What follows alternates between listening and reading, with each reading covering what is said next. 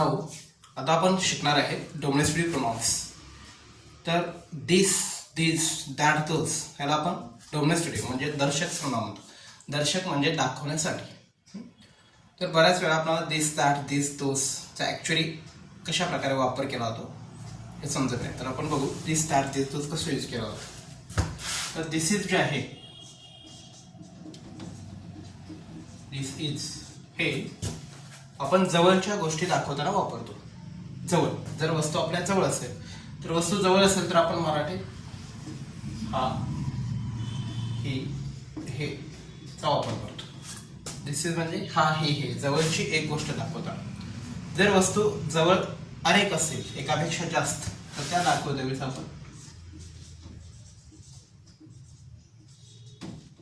These आरचा वापर करतो. These आरचा अर्थ होतो हे, ह्या, ही.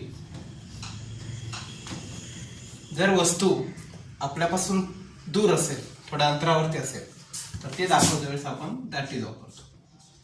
दूरची एक वस्तू दाखवतो दॅट इज. तर मराठीमध्ये त्याचा अर्थ कसा होतो? तो, ती, ते. तो, ते.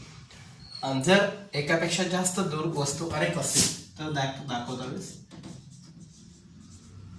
दो जागा वापरतो. म्हणजे मराठीत ते, त्या, ती. ओके,